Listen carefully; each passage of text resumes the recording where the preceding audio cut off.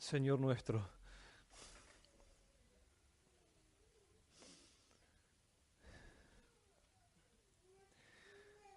Mi Señor Jesús, estoy tan abrumado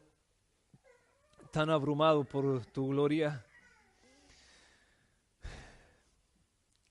que por un lado mi corazón arde por adorarte predicando, arde por ver a todos los que están en este lugar adorándote. Pero por otro lado me siento tan torpe, tan inadecuado, tan incapaz de poder expresar en palabras y gestos la realidad de tu gloria.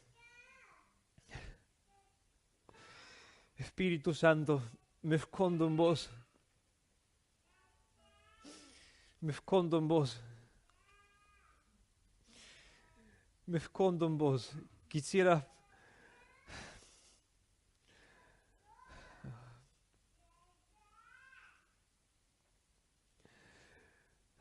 Señor, podrías haber escogido a un hombre tanto más capaz que yo para hacer esta tarea. Sin embargo, escogiste a uno que llega arrastrándose hasta este lugar para poder predicar. Y lo haces así, Señor, porque de esta manera es más evidente que cualquier forma de virtud que pueda salir de mí es una obra de tu gracia soberana. Por eso, Espíritu Santo, yo me escondo en vos, y mi única esperanza de poder comunicar hoy la excelencia, la virtud, la complejidad y la superioridad de la gloria de Cristo es que me ayudas, que te apoderes de mí, que me domines, que me poseas. Y yo me rindo para que, si querés, lo hagas. Amén.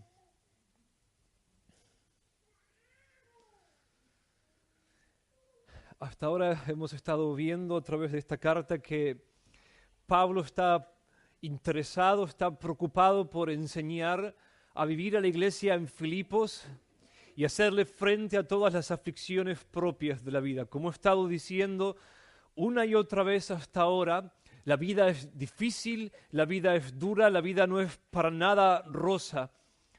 Todos sabemos, tarde o temprano vamos a llorar, y vamos a llorar a veces descontroladamente.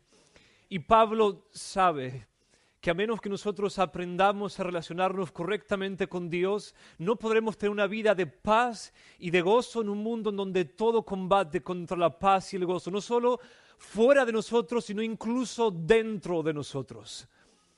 Los que somos cristianos lo sabemos muy bien, y aún los que no son cristianos pueden reconocerlo. El mayor enemigo que nosotros tenemos somos nosotros mismos. Yo soy mi peor pesadilla, esa es simplemente la verdad. Y todo el mensaje de este libro es que todo hombre edifica su vida sobre ciertos cimientos, sobre ciertos supuestos, y solamente podrán tener una vida de gozo y de paz y de fortaleza aquellos que edifiquen su vida sobre la base y el cimiento de una relación personal con un Dios infinitamente valioso e irresistiblemente hermoso. Ese es el mensaje de este libro. Y hoy quiero que aprendamos lo que Pablo llama el secreto de la fortaleza y la felicidad. El secreto de la fortaleza y la felicidad. Pablo lo revela en esta carta para nosotros, y hoy quiero que lo aprendamos. A través de estas enseñanzas, después de una introducción a la carta, estuvimos considerando que solamente hay una clase de hombre que va a poder ser feliz y tener paz y ser fuerte, y ese es el hombre que sabe relacionarse con Dios.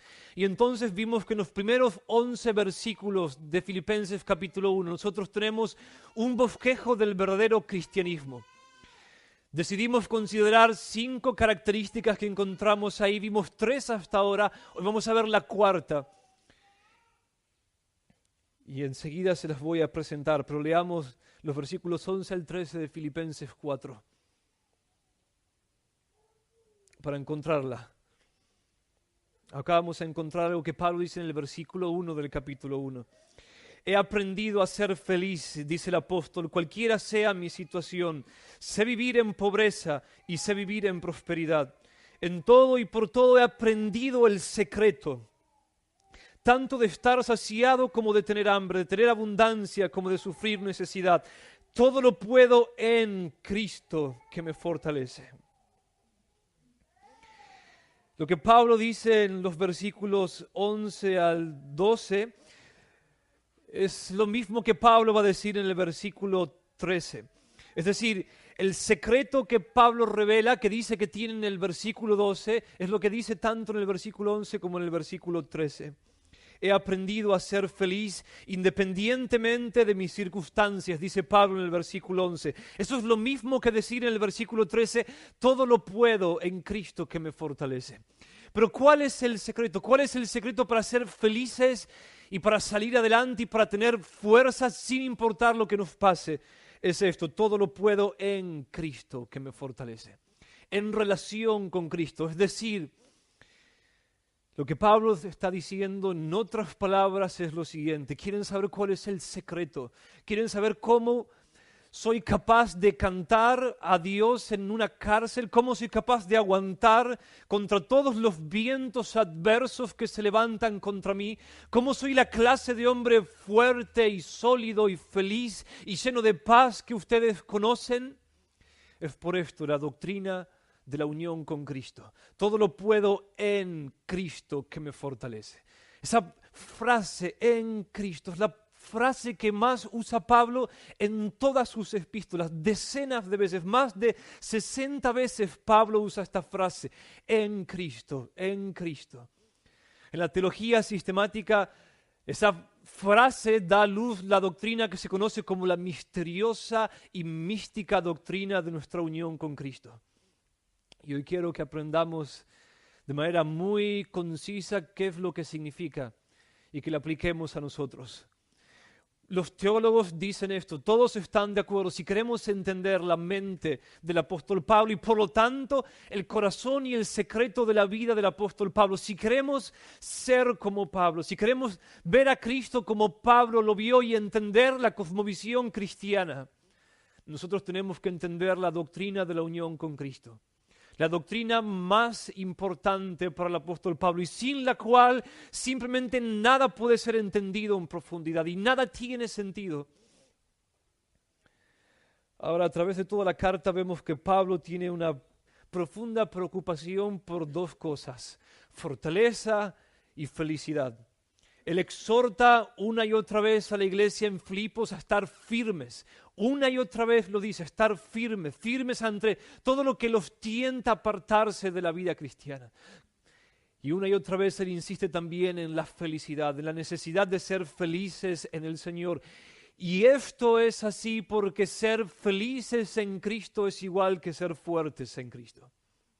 Cuando Pablo dice otra vez en el capítulo 4, en el versículo 11, soy feliz independientemente de las circunstancias, eso es igual al versículo 13, todo lo puedo en Cristo que me fortalece.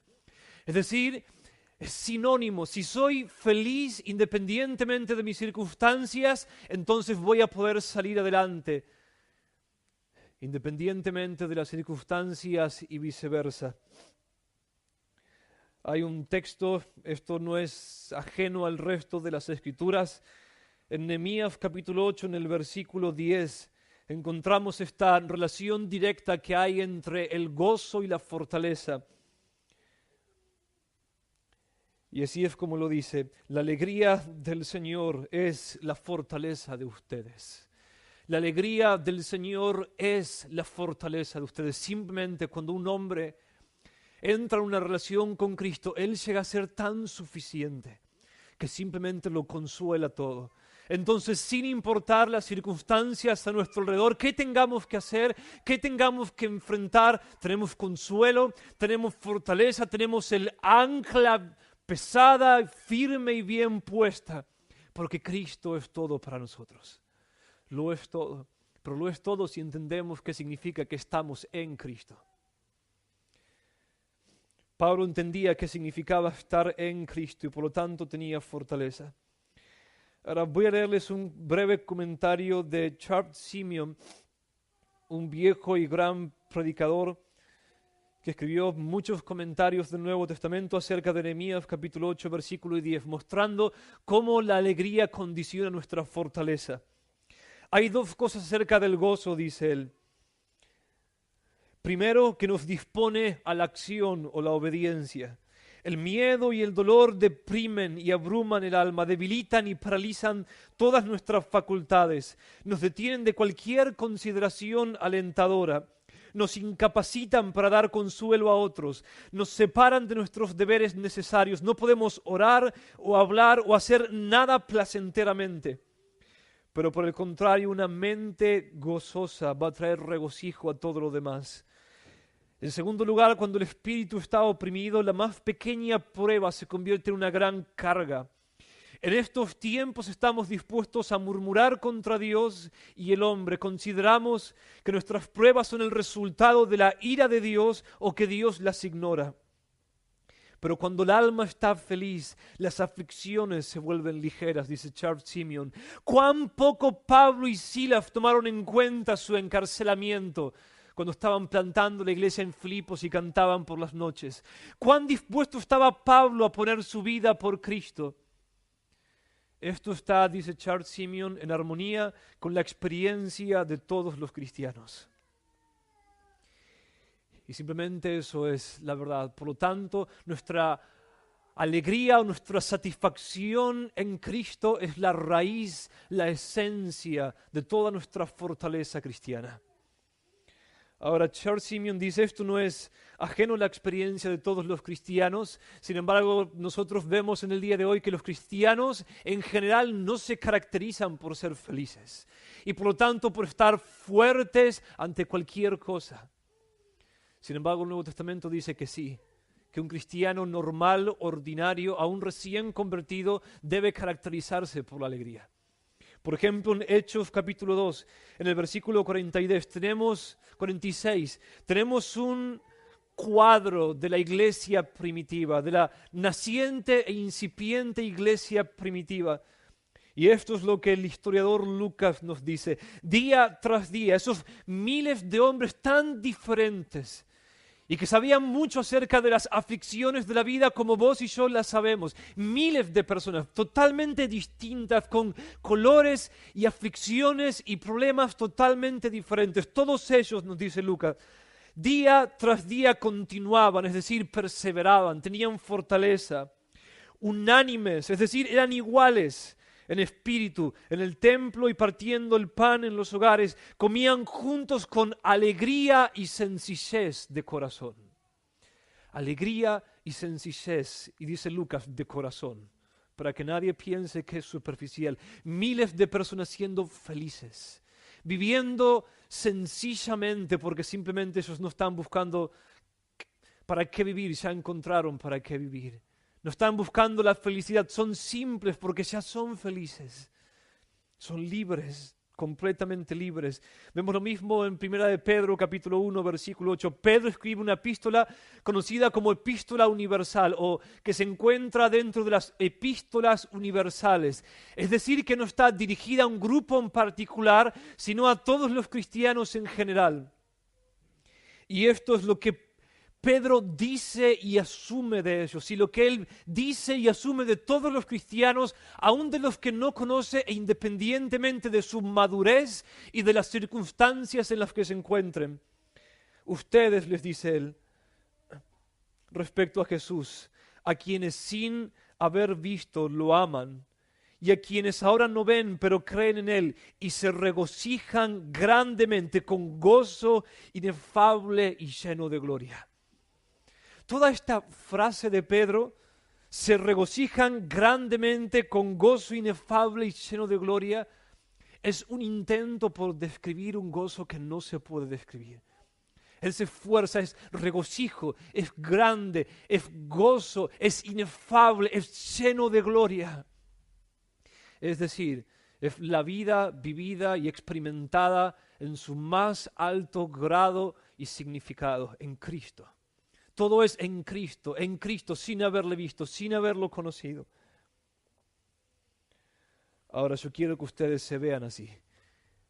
Y la única razón por la que un cristiano puede no verse así, y estos cristianos, especialmente los que Pedro escribe, estaban en gran aflicción, bajo gran persecución como nosotros, ni tenemos una idea experimentalmente hablando, o como quizás algunos pocos tengan alguna idea experimentalmente hablando. Pero yo creo que el secreto, no es yo creo, es Pablo dice, el secreto para ser feliz, independientemente de lo que pase y para tener fuerzas, es entender que estamos unidos a Cristo. Todo lo puedo en unión con Cristo, todo lo puedo por medio de Cristo. Vamos a ver un bosquejo general de esta doctrina y aplicarla a nosotros.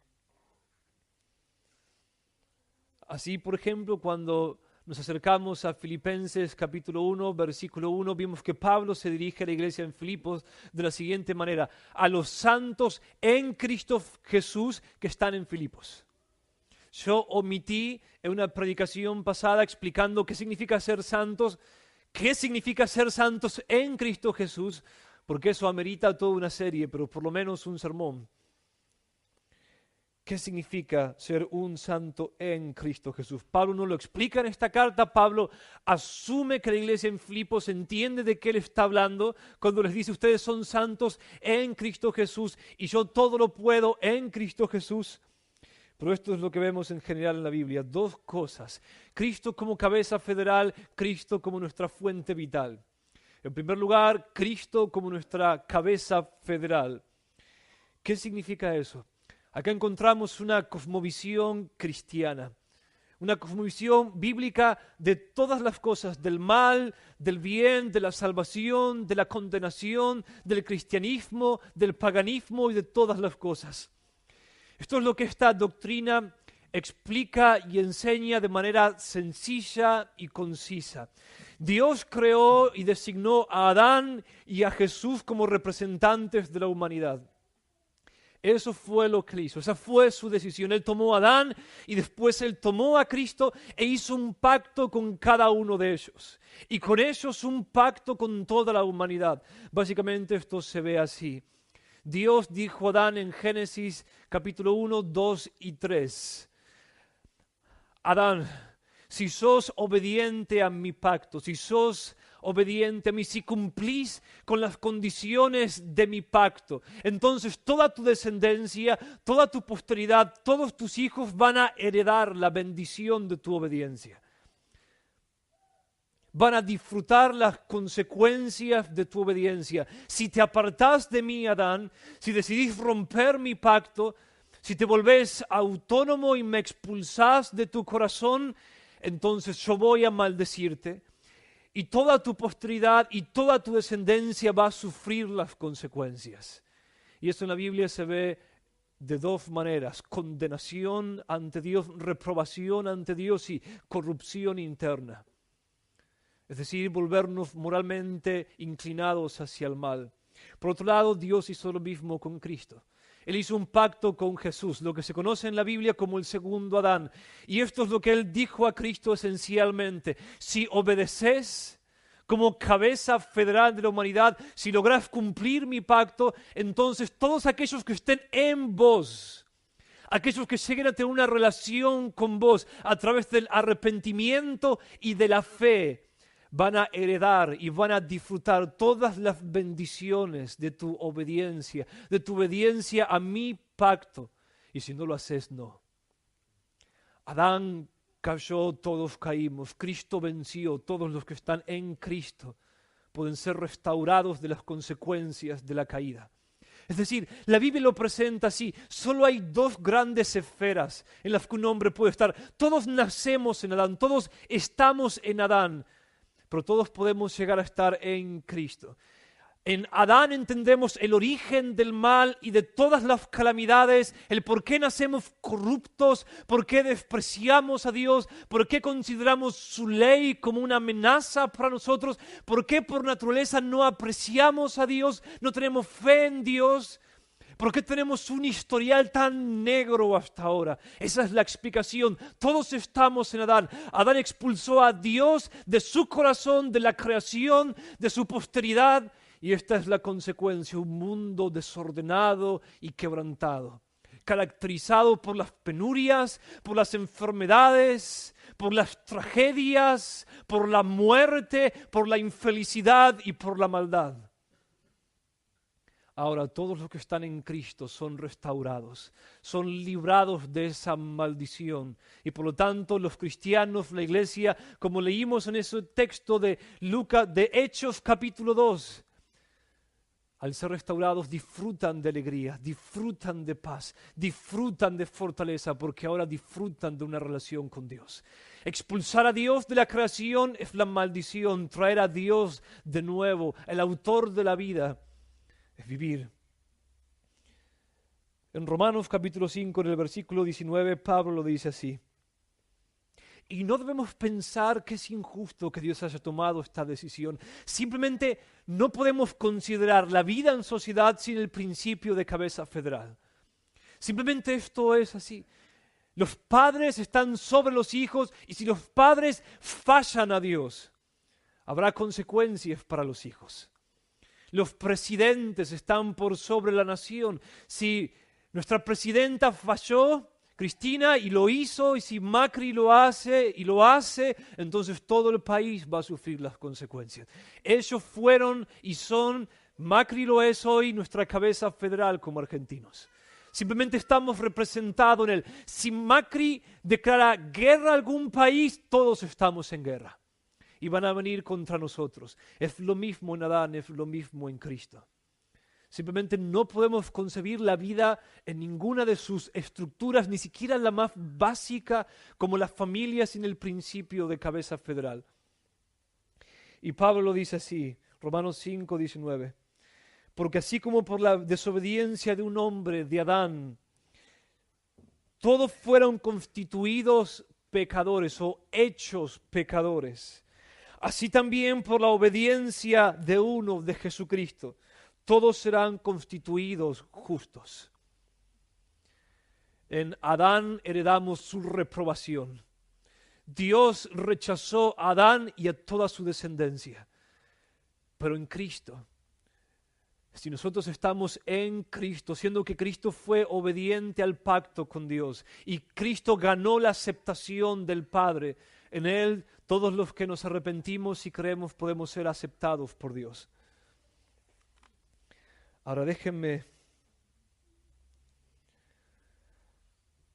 que haga una aplicación acá. Acá encontramos la gloria del cristianismo y la esperanza para todo el mundo. La gloria, la belleza del cristianismo y la esperanza para todo el mundo. Simplemente cada vez que el mundo quiere encontrar algo de amor, quiere usar el amor para construir una sociedad mejor, debe recurrir a esta historia, debe recurrir a las Escrituras. Déjeme ponerlo de esta manera. En la Europa precristiana, en la época premedieval, incluso en parte de la época medieval y aún después, cuando los monjes empezaron a predicar el cristianismo, ellos decían sobre la base de lo que Cristo es y de lo que Cristo hizo por nosotros, nosotros deberíamos, decían ellos, amar a nuestros enemigos y no matarlos. Esa es una idea esencial y exclusivamente cristiana, amar a nuestros enemigos, no matarlos. Ellos dijeron, deberíamos cuidar de los pobres, no abandonarlos. Deberíamos proteger a los débiles y a las viudas y hacernos cargo de sus necesidades, no desecharlos. ¿Saben qué fue? Esto es historia, no es mi interpretación. ¿Qué fue lo que las naciones comenzaron a decir? Así el mundo no funciona. Así el mundo no funciona. Simplemente esta es la ley de la naturaleza, dijeron ellos. Los más fuertes sobreviven. Los pobres nacen para sufrir, los ricos se enseñorean de los pobres y nada más. Si nos detenemos, si bajamos el ritmo, si nos ocupamos de los débiles y de los necesitados, nuestro país nunca va a prosperar. Eso no tiene ningún sentido. Debemos enfocarnos en los fuertes y hacer los más fuertes por el bien del futuro de nuestro país. Eso es una demencia, eso es una locura. Sin embargo, en los tiempos de la Reforma protestante y de ahí en adelante muchas naciones abrazaron el cristianismo o esencialmente algunos valores cristianos como amar a tus enemigos es mejor que matarlos. Pero muchos seculares hoy dicen, esto es lo que dicen básicamente, me agradan ciertas ideas cristianas, me parece mejor amar a los enemigos que matarlos, pero yo no estoy de acuerdo con el mensaje del Evangelio. No estoy de acuerdo con el mensaje del Evangelio. Ahora, esta es la respuesta. Hay dos respuestas para eso y que nosotros debemos entender muy bien. La primera es la siguiente. ¿Quieren saber cómo es un mundo sin el cristianismo? Vayan a Génesis.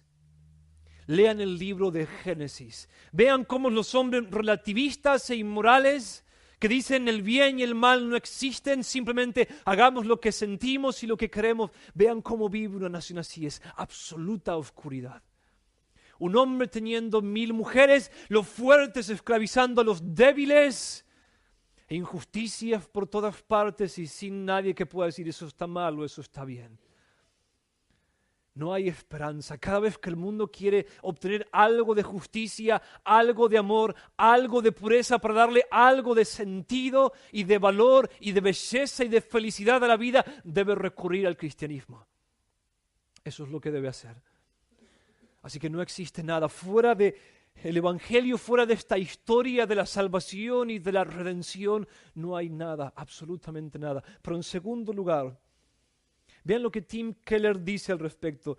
El corazón del mensaje distintivo de la Biblia es que el Dios trascendente e inmortal vino a la tierra y se hizo débil y vulnerable para sufrir y morir.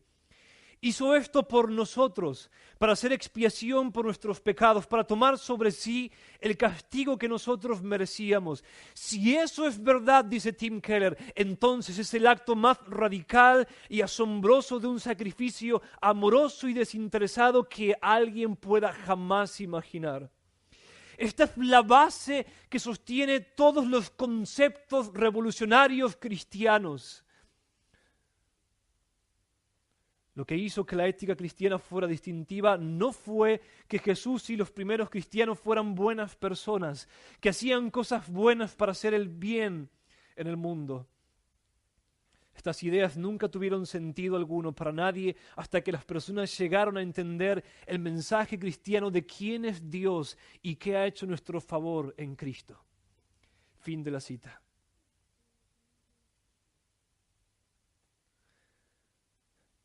Por lo tanto, en esta cosmovisión, todos representados en Adán y todos representados en Cristo, tenemos la explicación y la respuesta para todas las preguntas, para las preguntas más importantes de la vida.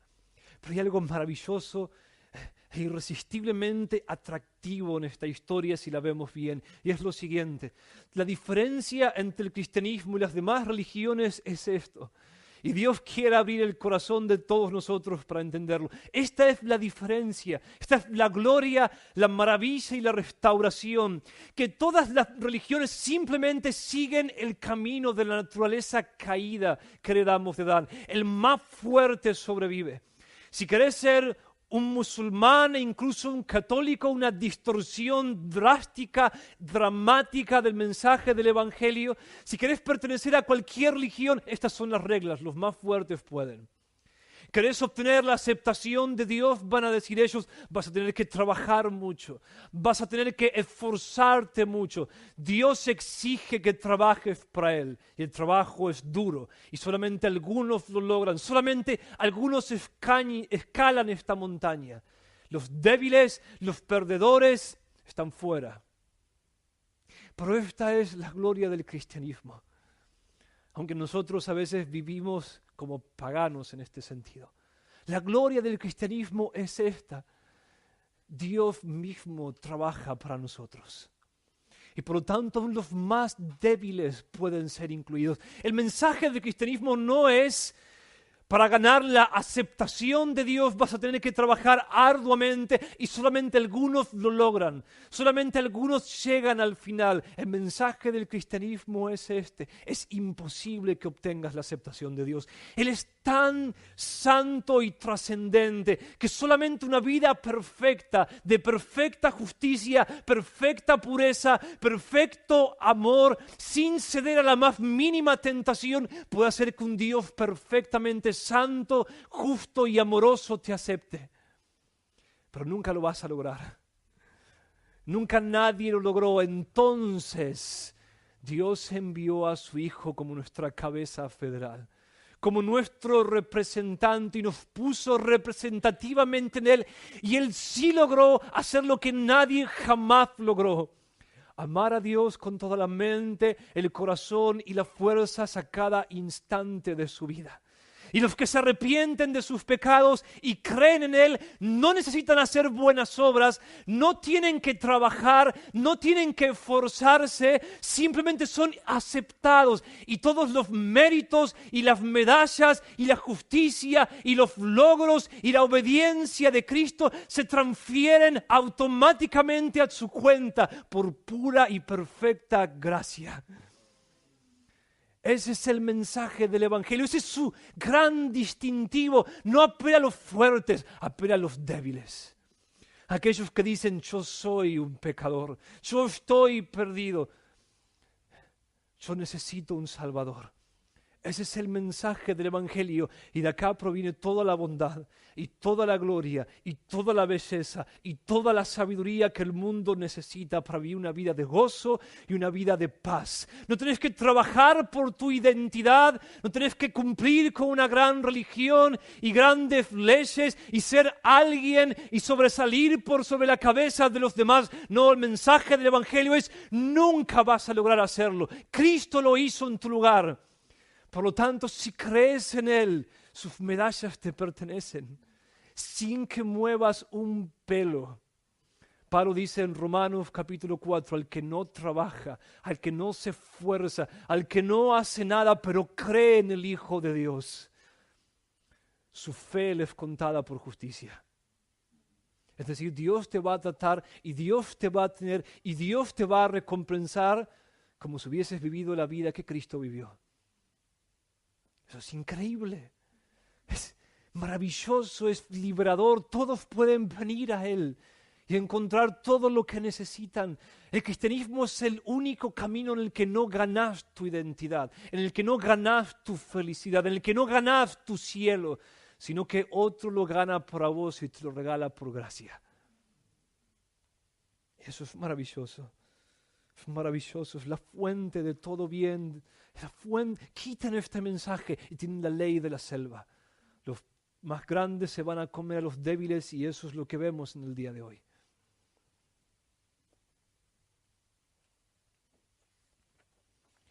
Pero esto va más allá. Esto va más allá. Pero antes, Cristo como cabeza federal llevó todos nuestros pecados. Isaías 53, 6, el Señor hizo que cayera sobre Él la iniquidad de todos nosotros, y en Él fueron borradas todas nuestras vergüenzas, y toda nuestra culpa, y todos nuestros fracasos se extinguieron en Él. Romanos 5, 19, por la obediencia de uno, de Jesucristo, todos los que estén en Él serán hechos justos. En la obediencia de Cristo, en su victoria, nosotros tenemos nuestra propia victoria. Él se hace cargo de nuestros fracasos, pero Él también nos regala sus logros. Eso es lo que el cristianismo enseña. Pero en segundo lugar, Cristo como nuestra fuente vital. Cristo como nuestra fuente vital. Voy a ser muy breve acá y voy a pasar a aplicaciones. ¿Qué significa que estamos unidos a Cristo como nuestra cabeza vital? En Cristo como nuestra cabeza federal, Dios resuelve el problema de nuestro récord o historial o malas obras. Eso es lo que Él hace. Él se encarga de los hechos de nuestra vida. Él borra nuestro historial de vergüenza y entonces en nuestro lugar Él redacta el historial maravilloso y glorioso de su Hijo. Nos absuelve por nuestras culpas, no nos trata como a pecadores, nos trata como Cristo merece ser tratado. Simplemente Él trata con eso, pero hasta ahora nuestra actuación no tiene nada que ver con todo esto y gloria a Dios que no tiene nada que ver. Simplemente al que no obra, dice Pablo en Romanos capítulo 4, una vez más, al que no hace nada, todos sus pecados se le borran y todos los créditos y glorias y medallas de Cristo y buenas obras se le atribuyen junto con sus recompensas. Y todas las consecuencias de sus fracasos y de sus pecados, todas, hermanos, absolutamente todas, desaparecen con la muerte de Cristo y se entierran profundo para nunca resucitar. Pero en segundo lugar, la gracia es demasiado grande. Y aunque nunca jamás vamos a entender qué significa que Cristo es nuestra cabeza federal, tampoco vamos a entender qué significa que Cristo es nuestra unión vital, porque Él se encarga de nuestro corazón también. No solamente nos une a su historial de obediencia y nos une a su muerte para pagar por nuestros pecados. Es decir, no solamente nos sustituye en vida y en muerte. Muere nuestra muerte, vive la vida que necesitamos vivir para ser aceptados y recompensados por Dios, sino que también ahora Él va a vivir en nosotros. Es decir, nos va a hacer como Él. Progresivamente y poco a poco y paso a paso hasta que seamos perfectamente como Él. Y podamos vivir exactamente como Él vivió en esta vida. Murió nuestra muerte, cargó nuestros fracasos, ganó nuestras medallas y triunfos, nos los regala por gracia. Y como si eso fuera poco, ahora Él va a vivir en nosotros. Eso es lo que esta doctrina significa. Ningún hombre que realmente crea en Cristo va a poder vivir en paz y felicidad a menos que sea como Él. A menos que pueda seguirlo a Él, a menos que pueda ir detrás de Él para estar donde Él está. Y de hecho ningún hombre que sea como Jesús va a poder tener una vida de paz y de gozo. Cristo, Él fue el hombre más feliz. En el Salmos 45, de manera profética, un hijo de Coré dice: el Señor te ungió con óleo de alegría más que a tus compañeros. Cristo fue el hombre más feliz. Él pudo ser capaz de ir a la cruz, de cargar con toda nuestra inmundicia.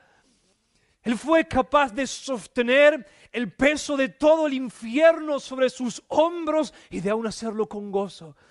En Hebreos capítulo 2, el autor de Hebreos, Cristo nos dice: fue con gozo, por el gozo puesto delante de Él. Fue capaz de menospreciar el oprobio, la vergüenza, y abrazó la cruz que tenía por delante. Aún crucificado, colgando entre el cielo y la tierra, aún abandonado por el Padre, Él hizo buenas obras en la cruz. Él reconcilió y salvó a hombres en la cruz. Aún Él creó familias desde la cruz. Y de hecho Él salvó incontables hombres mientras moría. A menos que seamos como Cristo, no vamos a poder cargar con nuestras cruces. No vamos a poder mantenernos felices y estar en paz. A menos que seamos como Él, que tengamos su corazón, su fortaleza, su integridad, su gozo. Y Él lo hace. En Gálatas 2:20 Pablo expresa esto así: con Cristo he sido crucificado.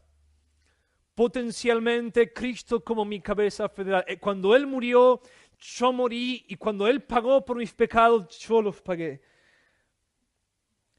Pero en segundo lugar, acá está el segundo encabezado de esta doctrina: y ya no soy yo el que vive, sino que Cristo vive en mí. Cristo vive en mí. ¿Cómo puedo expresar esto? Quizás te olvidaste, pero vos no tenías nada que ver. Si estás en Cristo, vos no tenías nada que ver con Él. Yo no tenía nada que ver con Cristo. Yo era un miserable pecador. Un gran miserable pecador. Un egoísta. Yo despreciaba y me burlaba y odiaba a los cristianos. Yo no conocía nada de esta gloriosa y maravillosa historia. Yo no entendía nada de la vida, no sabía nada del amor. Yo solamente vivía para mí mismo, en mi mundo, y me ahogaba en mis vanidades y nada más. Y vos eras igual. ¿No te acordás lo que eras? Algunos de ustedes que son realmente cristianos dudan de su salvación porque se olvidan de lo que eran antes. Se olvidan de lo que eran. Vos no eras así. Vos no llorabas por no poder agradar a Dios. Vos no querías unirte a otras personas en lo más mínimo. Vos jamás te expresabas a Dios, odiabas a Dios.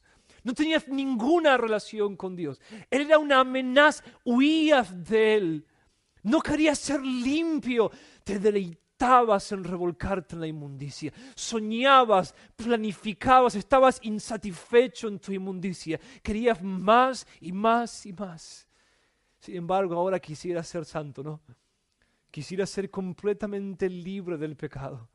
Nunca más deshonrar a tu Señor. Quisieras verlo cara a cara, estar con Él. ¿Sabes por qué? Porque Cristo está en vos. Cristo está en vos. Vos no eras así.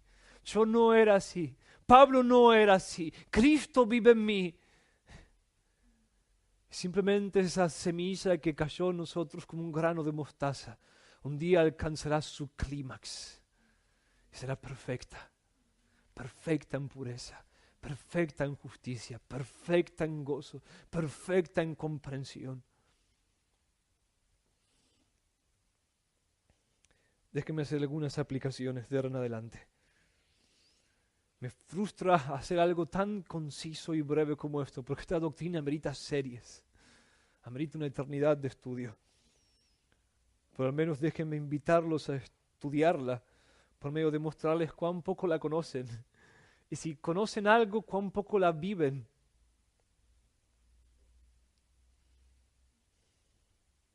Lo que esta doctrina nos enseña, tantas cosas. Pero antes de ver algunos puntos, déjenme asumir esto, déjenme mostrarles un gran principio que encontramos acá. Lo que esta doctrina de nuestra unión con Cristo nos enseña es que nunca, jamás nosotros deberíamos concebirnos a nosotros mismos ni a Dios aparte de nuestra unión con Cristo. Es decir, que deberíamos aceptar que ya no existimos aparte de nuestra unión con Cristo. No deberías pensar nunca en tu pasado, ni en tu presente, ni en tu futuro en esta vida, ni en la vida venidera. E incluso no deberías considerar tu no existencia antes de la fundación del mundo aparte de tu unión y de tu relación con Cristo. Eso es lo que significa. Es decir, vamos a ponerlo más práctico. ¿Quieren saber, quieren examinarse ustedes mismos y ver cuánto entienden de esto? ¿Qué experimentan cuando se acercan a ciertos atributos de Dios, tales como justicia? ¿Qué sienten?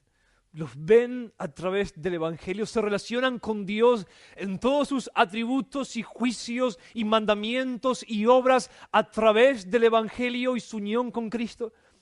Cuando ven su justicia, ¿qué piensan? Si su primer reflejo es yo soy un gran pecador y no estoy conformado a su justicia. Todavía no soy tan derecho como Él lo es. Y su justicia me aterra y me asusta y casi no quiero encontrarla en las Escrituras. Y cada vez que la encuentro, me encuentro a mí como un pecador. No entendiste nada. No deberías tener miedo a su justicia, porque en tu unión con Cristo, su justicia significa lo siguiente. Su justicia cubrió toda tu vergüenza. Y cubre por siempre toda tu vergüenza. Y Él va a pagarte exactamente lo que dijo a Cristo que iba a pagarle, si Él cumplía el pacto. Su justicia es tu esperanza de que todas las promesas y todas las bendiciones, cada una que Cristo ganó, te pertenecen y Él te las va a dar. Cuando te acercas a su atributo de santidad, ¿qué sentís? Bueno, deberías sentir, si nunca te pasó, quizás no seas cristiano, como Isaías, Ay de mí que soy muerto, porque siendo hombre inmundo de labios y habitando en medio de un pueblo de labios inmundos, han visto mis ojos al Rey, al Santo, al Señor Dios de los ejércitos. Sí, deberías gritar espantado como un gran y condenado pecador a veces, pero no siempre y no la mayoría de las veces. Cuando te acercas a su pureza, a su santidad, a través de tu unión con Cristo, esto es lo que deberías ver. Él jamás va a tratarme de una manera no pura. Él nunca va a tratarme de una manera no santa. Y el hecho de que Él sea así es lo que hace que los salmistas digan la hermosura de su santidad, la hermosura de su pureza. Él es incapaz de hacer daño, incapaz de pensar mal, incapaz de ser tentado, incapaz de no cumplir una promesa. Y eso es lo que significa para vos su santidad, su pureza. Es tu recompensa. Te acercas a su soberanía, es terrible. La soberanía de Dios fuera de Cristo es terrible. Él es dueño de todo. Él puede tocar cualquier cosa en mi vida. Él puede quitarme la vida. Él puede incluso enviar juicios a mi vida. Puede traer calamidad sobre mi vida y lo hace con tantos. Lo hace con naciones enteras. Lo está haciendo con nuestra nación. Porque nuestra cabeza federal hizo todo mal. Y actuó en contra de las leyes de Dios y trajo el juicio de Dios. Pero cuando ves su soberanía vista a través de Cristo, significa Él puede protegerme, Él puede cuidarme y lo hace. Él es más fuerte que todos los demás. Aún mis enemigos son su posesión, le pertenecen a Él. Están bajo su autoridad y sus límites. Y el Todopoderoso, el Rey de Reyes, el Señor de Señores, me ama. Me ama. Me ama, me ama desde antes de la fundación del mundo, me ama por los siglos de los siglos, me escondió en su Hijo, me escondió de los ojos de su ley, me escondió en la capa de la justicia perfecta de Cristo. Su soberanía me encanta su señorío, me encanta que Él sea mi Rey, no le temo. Me acerco a su amor y el primer reflejo. Yo sé que es el más grande milagro vernos a la luz de todos los demás atributos de Dios y llegar a su amor y decir, pero Él me ama igual. Cuando llegas a su amor no deberías pensar cuán indigno soy. Deberías pensar cuán amado soy, cuán feliz soy, cuán dichoso soy. Ese debería ser tu reflejo. Estás en Cristo, no en Adán. Deberías pensar en términos de estoy en Cristo, no tanto en términos de estoy en Adán. Ahora, piensan que alguna vez van a graduarse de esto, jamás lo van a hacer. Nunca lo van a hacer. Es imposible que un hombre pueda vivir perfectamente, plenamente, de acuerdo a la verdad del Evangelio y de nuestra unión con Cristo. Es imposible. Es demasiado. El gozo te haría explotar. Aplicaciones. ¿Qué significa todo esto en nuestra desobediencia? Cuando pecamos, ¿cómo debemos relacionarnos con nuestra unión con Cristo cuando pecamos? Espero que me creas. O mejor dicho, que creas a las Escrituras, pero así es como deberías reaccionar. Solamente hubo un héroe, solamente hubo uno que cumplió el pacto, Adán no lo hizo, vos no lo hiciste, Cristo lo hizo, toda tu culpa fue puesta en Él, entonces después de tu desobediencia deberías pensar, simplemente nada cambió. Simplemente nada cambió. Debo arrepentirme, por supuesto que voy a tener cierta tristeza, pero no deberías perder tu gozo. Si nunca vivís como si fueses alguien sin ley, si los demás al ver tu vida nunca dicen, este hombre, esta mujer parece un antinomiano, entonces no estás viviendo de acuerdo a tu unión con Cristo. Porque a Pablo, que era mucho más santo que todos nosotros juntos, le decían eso. Le decían, Pablo, parece que estás viviendo como alguien que no tiene ley. Hablas tanto de la gracia y de tu gozo y de que estás escondido y en Cristo. ¿Te das cuenta? Sin embargo, a veces vivís como si tuvieses más leyes que las que el Señor te dio para guardar. O como si tu aceptación dependiera que las obedezcas. Otra prueba de eso, si tu gozo viene siempre después de tu obediencia, estás en Adán. Podrás no estarlo delante de Dios, pero lo estás en tu mente y en tu corazón. Déjalo ir, Adán. Adán tenía que morir y ser condenado. Lo fue. No lo resucites. ¿Se dan cuenta?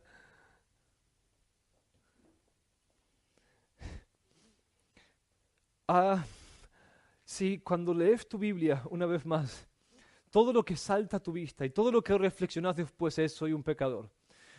Nota devocional del día número 1, soy un gran pecador. Nota devocional del día número, soy peor de lo que pensaba. Día número 3, ya ni quiero leer la Biblia porque siempre que la leo estoy descubriendo que soy un horrible y asqueroso y abominable pecador. Día número 4, me siento tan condenado que ni leí la Biblia. Si esa es tu manera de leer la Biblia, estás mal. No entendés, pero para nada qué significa tu unión con Cristo. Sí, quizás cada renglón te haga sentir cierta condenación, pero cada renglón debería decir: soy un gran pecador, Cristo es un gran Salvador. Y leo la Biblia no para ver mi pecado, eso es egocéntrico, aunque parece santo. Leo para ver su gran salvación. Por supuesto veo mi pecado, quiero ser más semejante a Él. Pero no es mi historia, es la historia de Él. Él es el héroe, Él es el personaje principal del libro, no lo sos vos. No estés encontrando tu cara detrás de cada pecador que está en la Biblia. Debes encontrar la gracia que recibiste detrás de cada pecador que lees en la Biblia. ¿Te das cuenta? ¿Entendés la unión con Cristo? O al menos vas entendiendo algo. Es como si... Y tienen que verlo así, pero no lo tomen de una manera legalista. Tómenlo en Cristo. Es como si nosotros pensamos: Dios me dio a su Hijo para que yo me sintiera mal, para mostrarme cuán pecador soy. Simplemente decimos: solamente la muerte del infinitamente valioso Hijo de Dios fue suficiente para pagar por mi pecado. Cuán horrible soy. Cada vez que ves a su Hijo pensás: Dios quiere que vea más de mi pecado y me sienta mal. ¿De verdad creen que Dios es así? ¿Que los unió a Cristo desde antes de la fundación del mundo? ¿Que los puso en Él, que lo castigó a Él para poder adoptarlos como a hijos suyos como Él, para poder tenerlos al lado de Cristo por los siglos de los siglos, para que cada vez que vean a Cristo estén tristes y se sientan condenados? No, yo creo que Dios hizo eso para que cada vez que vea a Cristo me sienta amado, me sienta feliz y tenga fuerzas.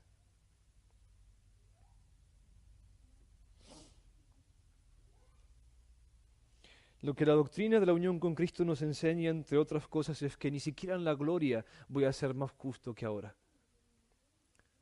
Punto. En la gloria no vas a ser más aceptado de lo que lo sos ahora. Aun si un día empezás a vivir una vida perfecta, todavía mereces el infierno por haber vivido una vida en pecado. En la gloria no vas a ser más justo que ahora. La justicia de Cristo debe cubrirte, no solamente hasta que seas perfecto, debe cubrirte por los siglos de los siglos de los siglos. Estás muerto sin esa capa de justicia. Si Dios te sacara de Cristo, deberías ir a la condenación.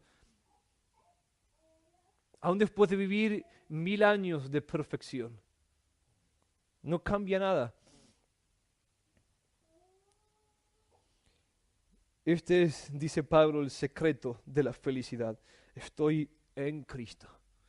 Es decir, el secreto para vivir una vida feliz, independientemente de las circunstancias, dice Pablo, es entender que todo es por gracia. Todo es por gracia y que te encante que sea así. Que te encante que sea el débil el que entra. No como las demás religiones, porque nuestro legalismo le encantan las otras religiones, no los fuertes, los que sobresalen. Hay pedestales y hay primeros y segundos y terceros y hay últimos también. y tantas cosas en las demás religiones y apelan a nuestra fortaleza, en nuestro desarrollo y en nuestra autorrealización y a encontrar nuestro gozo, nuestra obediencia. Pero el secreto es que te encante que tengas que ser un salvador, que te encante, que entiendas y te encante lo que Pablo dice en 1 Corintios capítulo 1, lo necio, lo vil, lo que no era, lo que no tiene nada de valor, fue lo que Dios escogió. ¿Para qué? Para derramar las inescrutables riquezas de su gracia en Cristo. Que te encante que sea así, simplemente todo es por gracia, nunca gano, nunca pierdo.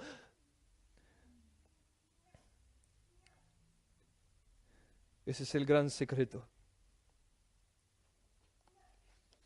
Segunda aplicación.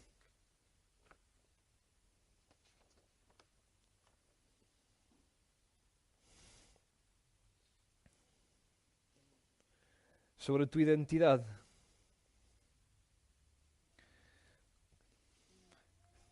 Como dije recién, nunca deberías concebirte aparte de Cristo.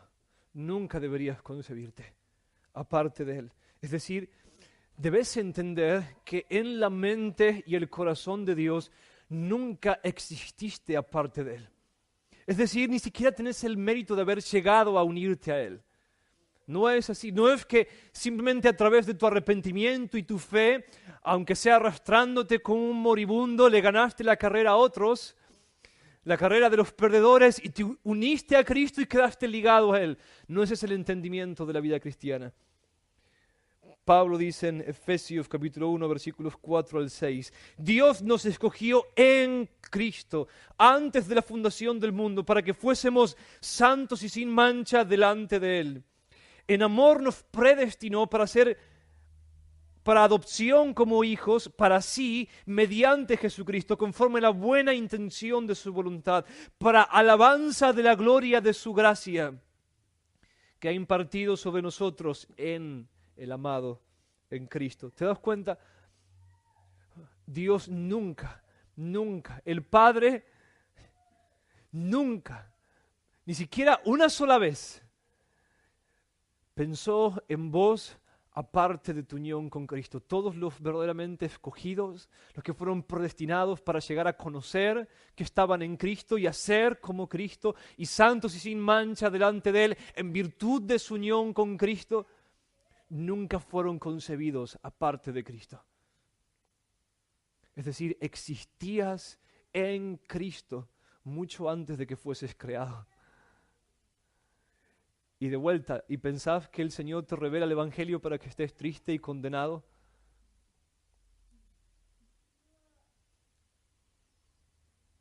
Por supuesto que no lo hace. Ahora, si tuvieses que ponerle un nombre a tu vida, ¿cuál sería? Bueno, quizás antes, ahora ya sabes la respuesta, pero quizás le ponías por nombre un gran pecador. Alguien que lo intentó y fracasó. O al menos lo intenté. Y si alguien dice, lo logré, hay problemas. ¿Cuál es el nombre que le pondrías a tu vida? Bueno, podrías ponerlo así, lo vil, lo necio y lo que no es, pero lo que Dios escogió, escúchame bien, para derramar por los siglos de los siglos su gracia. Lo que Dios escogió como un escenario, cuando Pablo dice, el texto que leímos recién en Efesios capítulo 1, cuando Pablo dice, nos escogió en Cristo para alabanza de la gloria de su gracia. ¿Qué significa eso? Esto es lo que significa. Dios te salvó para mostrar cuán amoroso es Él. Eso es lo que significa. Dios te mostró para dar a conocer a todo el universo cuán lleno de amor es Él. Esa es la razón por la que Él te salvó. Te salvó para que seas un espejo de su gracia. No te salvó por vos, no porque lo merecieras, por su gracia. Es decir, esta es la historia. Así es como va a continuar. ¿Querés saber cómo va a ser el resto de tu existencia? ¿Qué está pasando con vos ahora en el ámbito espiritual y qué va a suceder por los siglos de los siglos? Esto es lo que va a suceder. Sos el objeto del estudio de toda la creación. Los ángeles, según Pablo en Efesios capítulo 3, vienen a la iglesia para entender que la gloria de la gracia de Dios. Dios te tomó. La fama, vamos a decir, Dios quiere vindicar su fama como alguien amoroso y a la vez Él quiere hacerse un hombre que sea digno de ser adorado por los siglos de los siglos de los siglos. Entonces Él dice, voy a hacer algo. Voy a tomar a este hombre y esta mujer que son tan fácilmente conocidos por ser pecadores y tan aborrecibles y despreciables que serían excluidos en otras religiones. Lo voy a tomar y voy a derramar por los siglos de los siglos de los siglos de los siglos todo mi amor y toda mi gracia sobre él. Y voy a hacerlo tan feliz y tan rico y voy a darle tal cercanía a mí por gracia que todos van a verme y van a decir, tu gracia no puede ser medida, tu amor no puede ser comprendido, no hay otro Dios como vos. No tenés uno que sea igual. Entonces, eso es lo que sos. Y por los siglos de los siglos, los ángeles que no probaron ni siquiera una gota de esta miel, se van a acercar y van a estudiarte y van a ver el movimiento del amor de Dios cayendo sobre vos desde antes de la fundación del mundo y por los siglos de los siglos, y ellos van a adorar a Dios por su amor, por su gracia.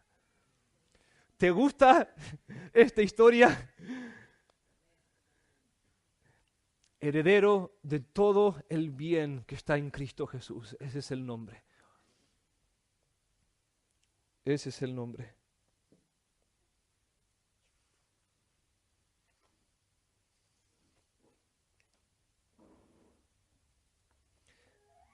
Ahora déjenme terminar así. Voy a resumir todo lo que me queda.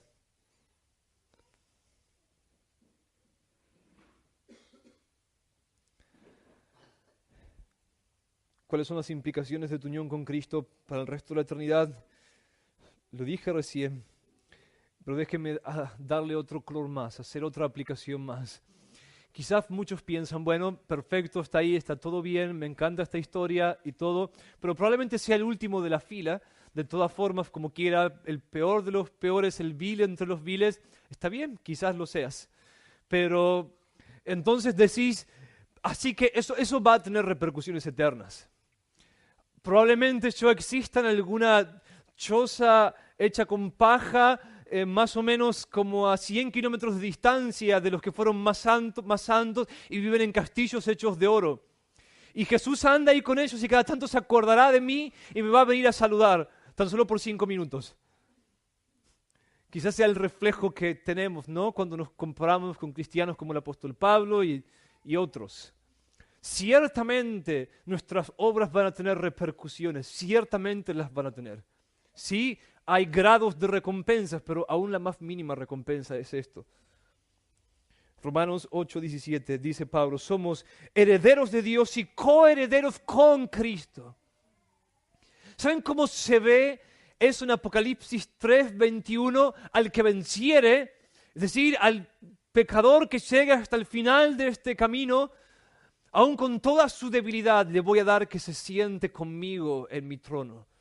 Así como yo vencí, el Padre me dio que me siente con Él en su trono. Realmente yo no entiendo cómo sigue esa historia. Si eso es la base para todos los que llegan, si estar en Cristo y ser herederos con Cristo implica por lo menos tener su trono, y según Pablo en Corintios, ser herederos del mundo y de todas las cosas, ¿qué grados hay? Si eso es lo mínimo que hay después, sinceramente no lo sé. Efesios 2:4-7, déjenme leerlo para terminar.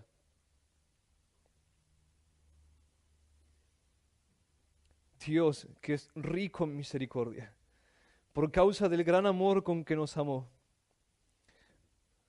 aun cuando estábamos muertos en nuestros delitos, nos dio vida juntamente con Cristo. Por gracia ustedes han sido salvados. Y con Él nos resucitó y con Él nos sentó en los lugares celestiales en Cristo Jesús. ¿A fin de qué? a fin de poder mostrar en los siglos venideros las sobreabundantes riquezas de su gracia para su bondad para con nosotros en Cristo Jesús. Aun si sos el más débil en esta historia, este texto es tuyo. Aun si sos el último, aún el último, porque alguien va a llegar último. Alguien va a ser el peor de todos. Yo no sé quién, pero alguien lo va a hacer. Aún para ese hombre habrá una corona. Aún ese cristiano, el más desastroso, aquel que quisimos matar varias veces, que no aguantamos más, que un desastre por donde lo mires, aún ese hombre será recibido con gozo, con alegría, será coronado con dignidad, su nombre será confesado delante de los santos ángeles de Dios. Aún él será honrado y vindicado delante de Satanás, de sus ángeles y de todos los que no doblaron sus rodillas ante Cristo. Aún él se sentará en el trono, aún él reinará también. Aún él, y quizás él más que todos los demás, será el objeto del estudio de la gracia y el amor y el poder de Dios por los siglos de los siglos.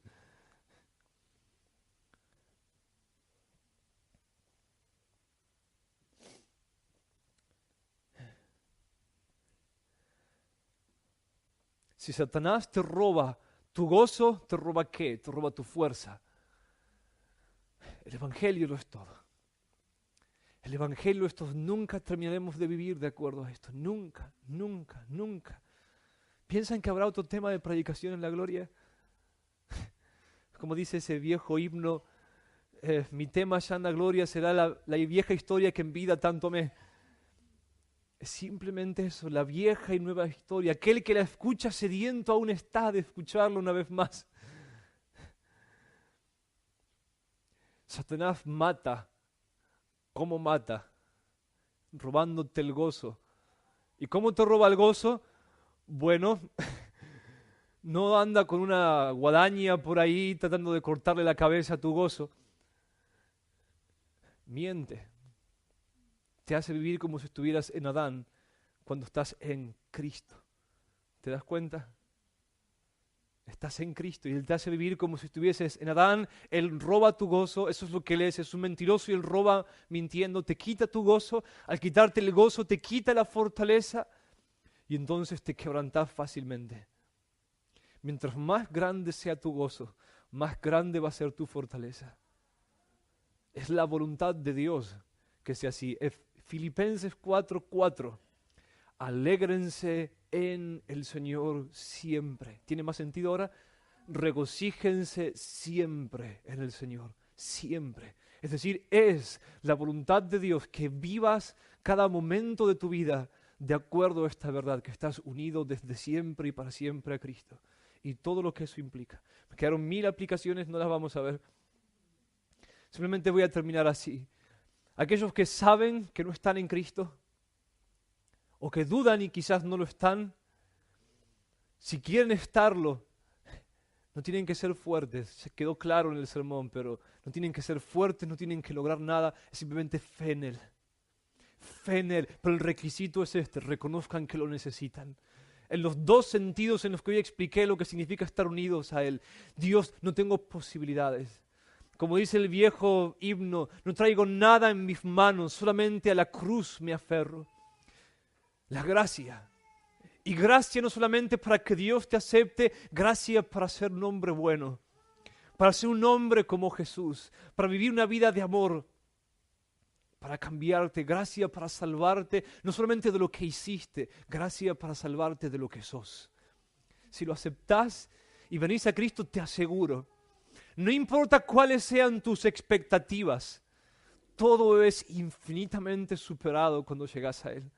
No importa que vengas buscando a Él, a menos que vengas buscando algo egoísta, pero si venís buscando vida, gozo, paz, salvación, transformación, una vida nueva, no importa qué tan grandes sean tus expectativas, si esperás venir a Él conociendo un gran ser, a un gran Dios, un gran Salvador, un gran hombre, no importa qué tan grandes sean tus expectativas, Él las va a superar.